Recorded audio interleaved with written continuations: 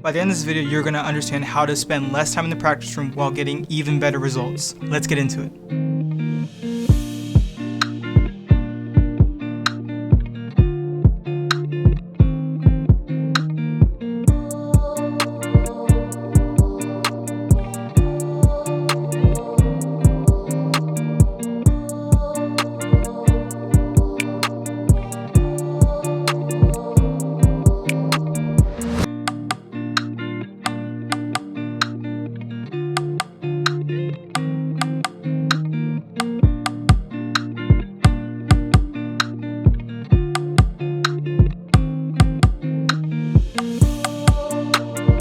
So you're not seeing as much progress as you originally anticipated.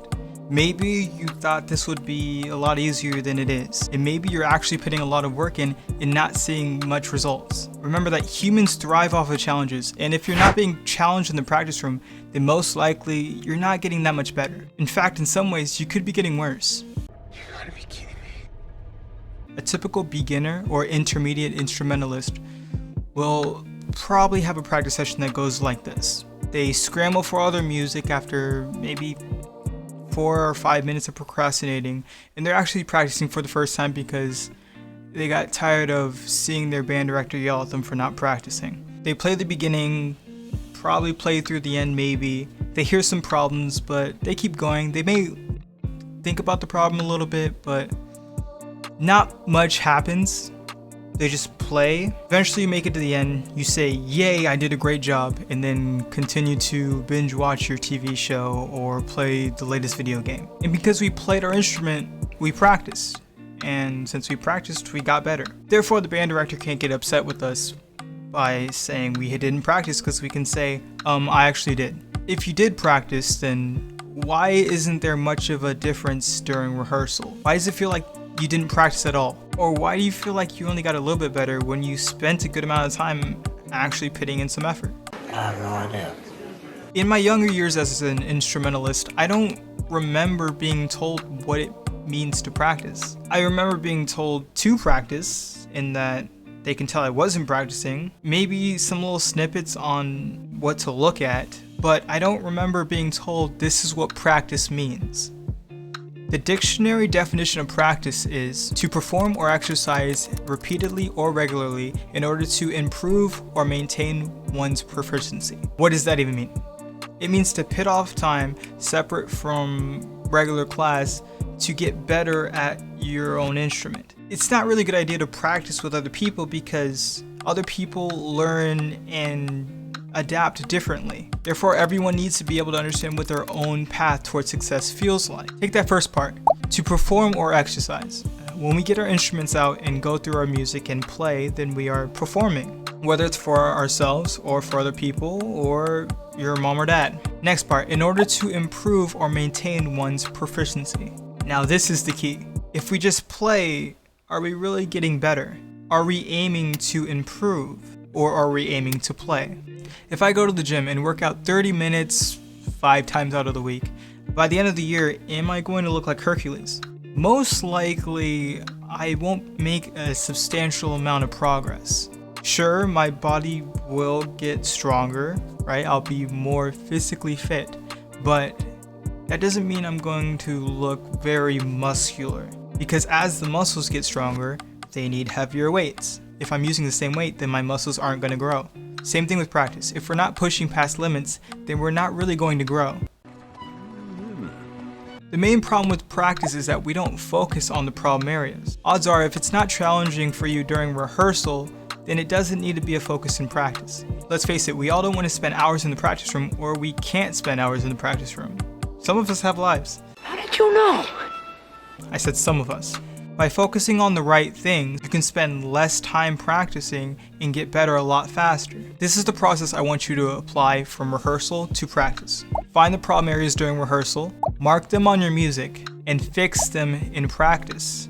Then repeat the process. However, if you're not in the correct mentality when you practice, you probably won't see much progress, maybe none at all. This brings me to a very important concept: practice versus deliberate practice. Regular practice is pretty much what I explained. When we take out our music, we play through the piece, and we look at some things, we get a little better, and then we put away our instrument and continue on with our day.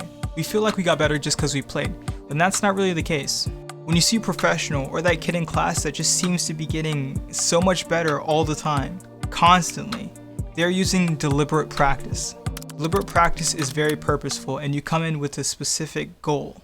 When we open our music, it's not clear and clean. It's actually kind of messy. We have difficult phrases that are highlighted. We have cues written in. We have key signatures circled.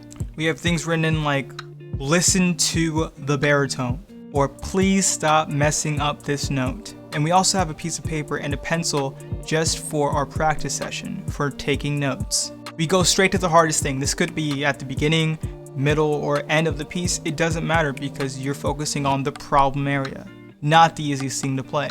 And you don't just play, but you ask yourselves questions, lots of them. Some questions you can ask yourself are, what do I want to sound like? What am I doing wrong?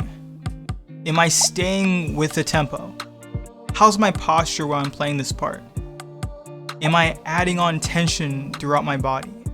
On a piece of paper, we will write down answers to these questions, and this makes us have a very active mentality when we're practicing. It's not a passive mentality that just goes on autopilot. This forces us to make every repetition count, and every single time we play, we are getting that much closer to our end goal. And when we finally have something we're happy with, we don't play it a couple times and then move on. We aim to play it the exact same way 5 to 8 times in a row with a slight pause between every repetition. It will help if you have points in front of you so you can move it over for every rep. This will not just help us to play it right, but to play it so we can't get it wrong. So I want you to write down a bunch of questions that you know you should probably be asking yourselves when you practice, or that your teacher may ask you during rehearsal. And these are questions that should be answered while you're practicing, so you make sure that you have a very active mentality and it's very deliberate. Remember, purposeful with specific goals.